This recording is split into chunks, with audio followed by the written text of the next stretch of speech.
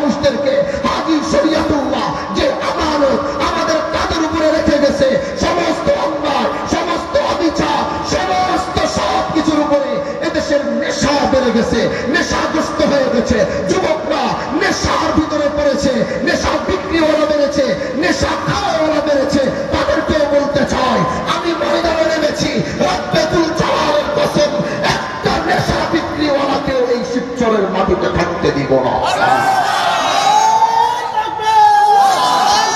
मेरे दोस्तों, मेरे अजीजों, मेरे दोस्तों, मेरे अजीजों, मेरे प्यारों, আপনাদেরকে বলি, কয়েকদিন আগে শিরোইলের মধ্যে এক হিন্দু, যার নাম এই তারে সবাই সাধু বইলা ডাকে, কিন্তু উনি কি করলো?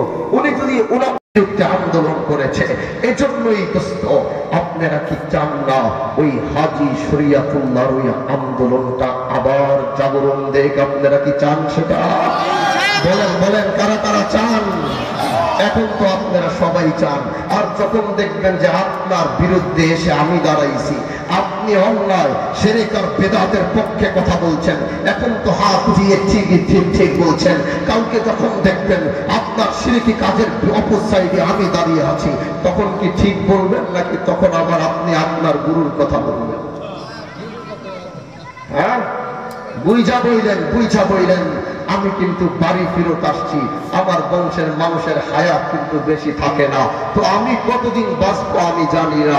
ঢাকা ছেড়েছি, কেন ছেড়েছি জানেন? কারণ শিবচরের অস্তিত্ব হেফাজত করবার জন্য যদি গোটা বাংলাদেশের নেতৃত্ব দেওয়া লাগে, আগে শিবচরকে ঠিক করতে হবে। এজন্য বাড়ি ফেরত আসছি, এদেশের মানুষকে ফেরত আসছি এই মানুষের জন্য।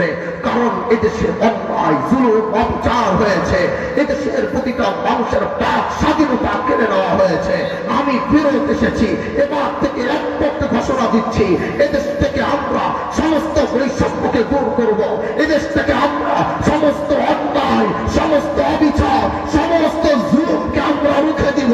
এর জন্য যদি আমাদের ঐক্যবদ্ধ হতে হয়, আমরা ঐক্যবদ্ধ হয়ে সমস্ত অন্যায়ের বিরুদ্ধে নামবো এবং যুদ্ধ করবো, ঠিক কিনা?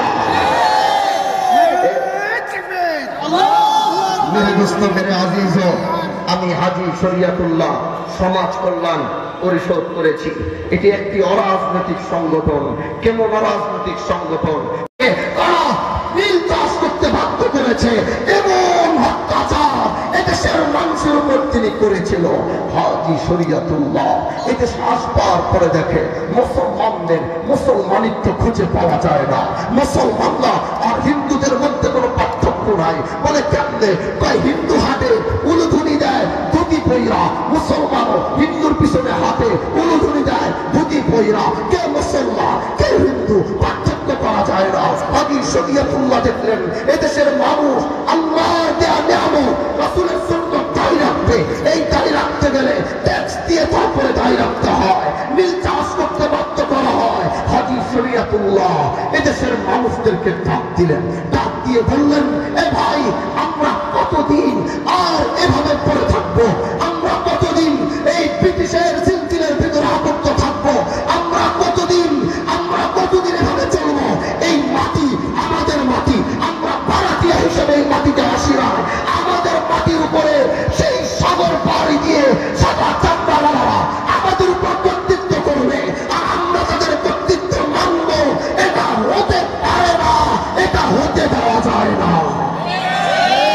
হাজী শরীয়তুল্লাহর কথা কোন দিক থেকে শুরু করছে? বলে কই